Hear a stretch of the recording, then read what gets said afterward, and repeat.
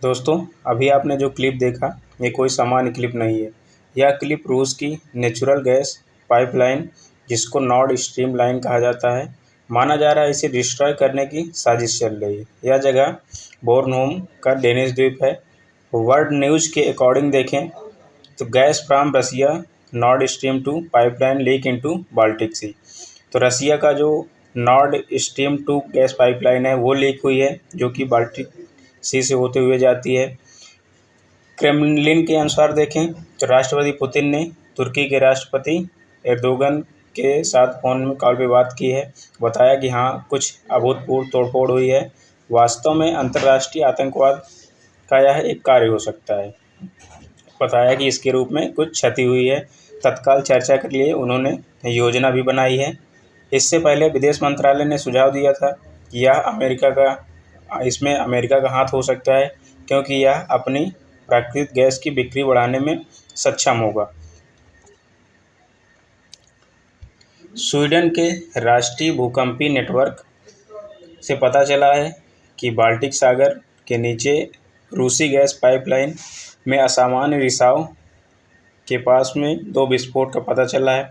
Network ने कहा कि इन्होंने बोर्नहोम के डेविस द्वीप के साउथ में सोमवार को सुबह एक विस्फोट को दर्ज किया। उसके बाद तुरंत दूसरा भी हुआ, जो ईस्ट साइड में था। ये विस्फोट इतना ज़्यादा खतरनाक था कि इसकी तीव्रता 2.3 भूकंप के बराबर थी। पोलैंड और डेनमार्क के नेताओं और विशेषज्ञों ने रूस से बाल्टिक सागर होते हुए जर्मनी तक पहुंचने वाली नेचुरल गैस की 2 पाइपलाइन में हुए असामान्य रिसाव को लेकर इनके साथ छेड़छाड़ किए जाने की आशंका जताई है। पाइपलाइन में यह समस्या ऐसे समय पर आई है जब पोलैंड और यूरोप को रूसी गैस आपूर्ति से अलग करने के लिए पाइपलाइन का उद्घाटन होना है। अधिकारियों ने बताया कि रिसाव से ऊर्जा आपूर्ति का कोई खतरा नहीं है, क्योंकि अभी इस पाइपलाइन से कोई भी गैस की आपूर्ति नहीं की जा रही है। विशेषज्ञों का मानना है पर्यावरण पर इसका सीमित प्रभाव पड़ेगा। डेनमार्क के अधिकारियों ने सोमवार को घोषणा की थी कि नॉर्ड स्ट्रीम 2 पाइपलाइन में रिसाव का पता चल रहा है, जिसका इस्तेमाल नहीं किया जा रहा है। उन्होंने बाद में बताया कि नॉर्ड स्ट्रीम 2 नहीं 1 में गैस का दबाव उल्लेखनीय हुआ है, जिससे अभी तक जर्मनी को गैस की आपूर्ति की जा रही थी। इसके बाद स्वीडन के प्रशासन इसकी पुष्टि करते हुए बताया नॉर्ड स्ट्रीम 1 में 2 जगह से रिसाव हुआ है। तो डेनमार्क ने समुद्री मामलों में अधिकारियों ने जो है पोतों को चेतावनी भी दी है कि रिसाव वाले क्षेत्र में न जाएं।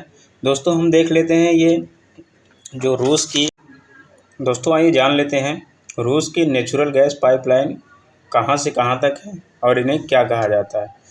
तो बात करें रूस की नेचुरल गैस पाइपलाइन, तो इसे नॉर्ड स्ट्रीम लाइन के नाम से जाना जाता है। ये बाल्टिक सागर से होती हुई है, ये बाल्टिक सागर है यहाँ से यहाँ तक, और ये जर्मनी है, यानी जर्मनी से रसिया को जोड़ती है और बाल्टिक सागर से होते हुए ये जाती है। इसको 2 पार्ट में डिवाइड किया गया है। इसका जो फर्स्ट पार्ट को बोला जाता है नॉर्ड 1, सेकेंड पार्ट को नॉर्ड 2 बोला जाता है। तो सेकेंड पार्ट ये है और फर्स्ट पार्ट ये है। तो फर्स्ट पार्ट जो नॉर्ड स्ट्रीम 1 है, ये बायमबर्ग से ग्रेम्सवाल्ड तक जाती है, और नॉर्ड स्ट्रीम 2 जो है ये इसके अंतर्गत 2 निर्माणाधीन पाइपलाइनें आती हैं। ये ऊस्ट-लुगा से लुब्मिन तक जाती है। ये यहाँ पर ये ऊस्ट-लुगा है और ये जर्मनी का एक जगह है लुब्मिन, यहाँ तक जाती है। तो लुब्मिन में यह लाइनें जो चेक गणराज्य है उसकी सीमा पर ओपन लाइन से अल्बर्न में और एनईएल लाइन से ब्रेमेन के पास रेड हेडन के लिए जुड़ती हैं। इनकी लंबाई की बात करें तो 1222 किलोमीटर है। इनको हम देख लेते हैं सी के अंदर देखेंगे तो ये नॉर्ड 1 है और ये नॉर्ड 2 है। ठीक है दोस्तों, नेक्स्ट देखते हैं। अब यहाँ पर देखेंगे ये नॉर्ड स्ट्रीम 2 है। तो हाल ही में अगर देखा जाए तो अमेरिका ने अपने नागरिकों को रूस छोड़ने की एडवाइजरी जारी कर दी है। इससे आप अंदाज़ा लगा सकते हैं कि आने वाले दिनों में क्या परिणाम होने वाले हैं, क्योंकि यूएसए जब जब एडवाइजरी जारी करता है उसके कुछ दिन बाद 10 या 12 दिन या 15 दिन बाद कुछ न कुछ ज़रूर बहुत बड़ा होता है।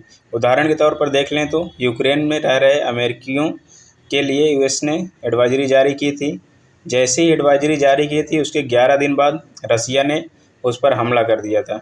यह हमला, अब यही हाल अफ़गानिस्तान में रहा है। अफ़गानिस्तान में क्या था, यूएसए के एडवाइजरी जारी करने के ठीक बाद